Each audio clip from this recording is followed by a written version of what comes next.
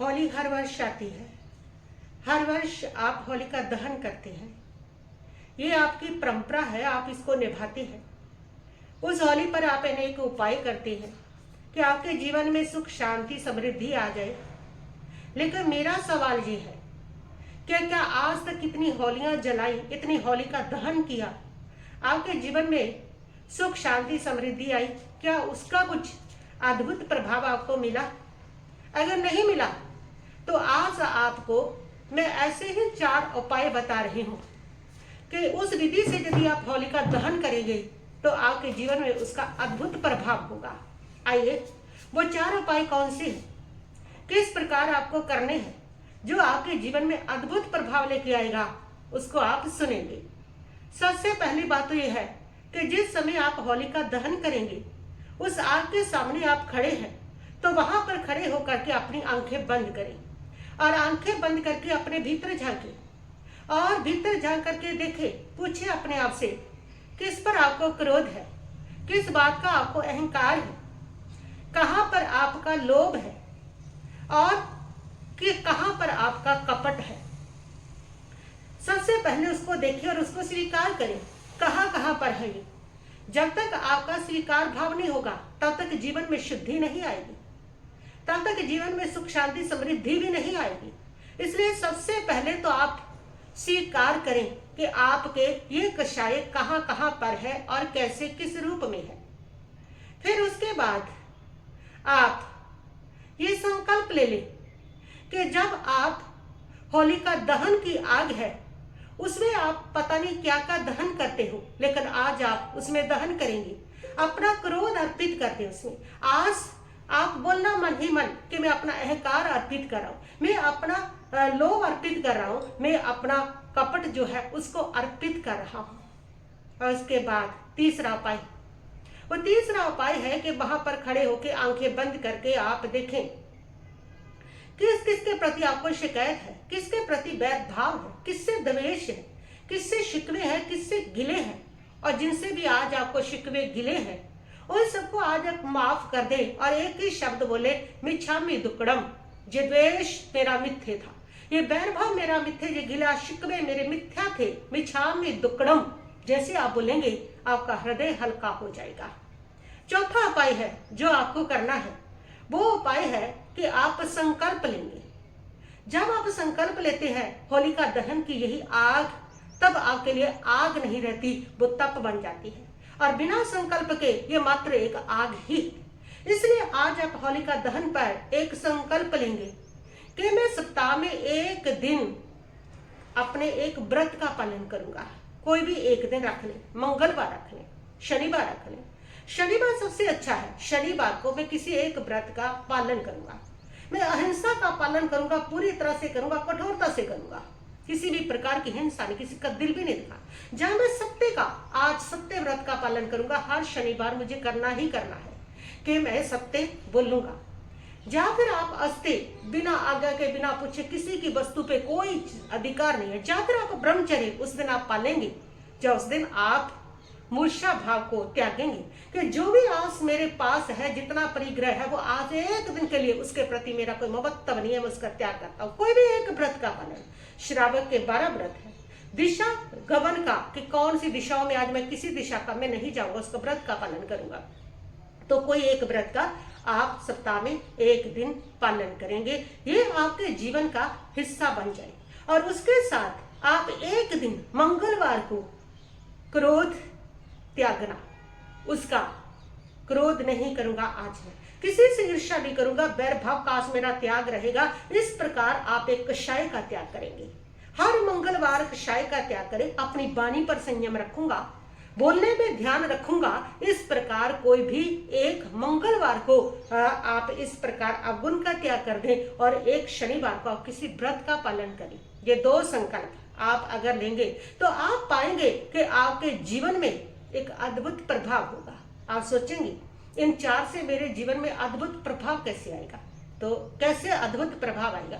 जब आपका क्रोध घटेगा तो आपकी शांति बढ़ेगी, जब आपका अहंकार घटेगा तो आपके रिश्तों में मधुरता आएगी, जब आपका कपट घटेगा तो आपके जीवन में विश्वास जन्म लेगा, और जब आपका लोभ घटेगा तो आपके जीवन में संतोष बढ़ेगा, और जब ये चारों घट जाएंगे तब आपके जीवन में प्रभु प्रकट हो जाएंगे।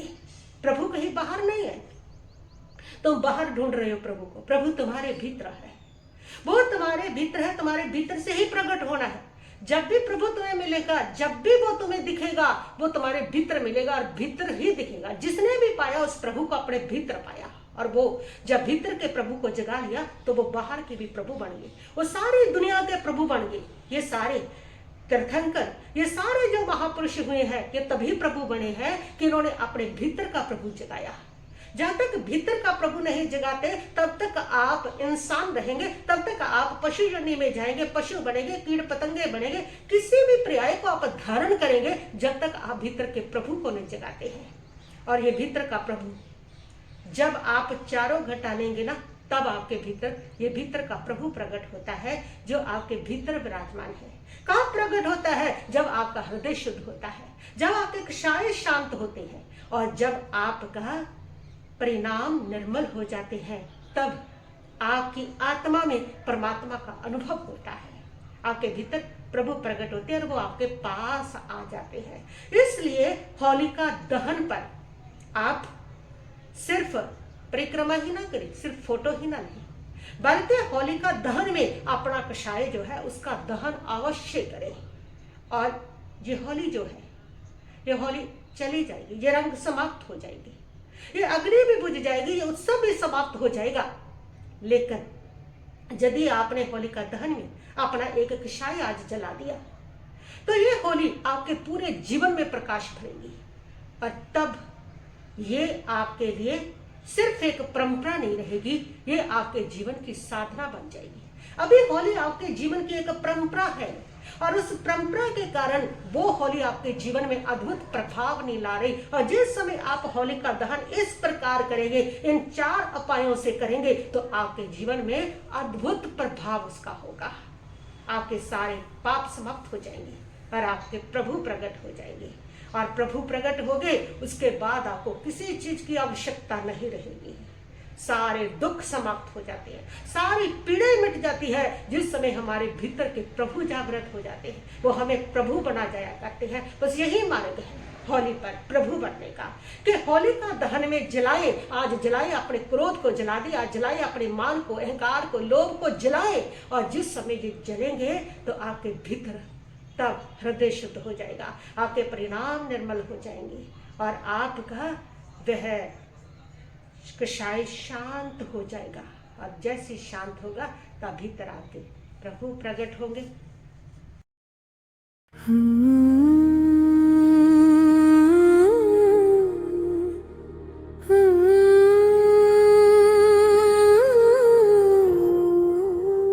ऐसी जले होलिका हमारी, कषाय राख हो जाए, वीत राग प्रभु का पावन रंग जीवन पर चढ़ जाए, क्रोध मान सब भस्म हो, ऐसे अंतर दीप जल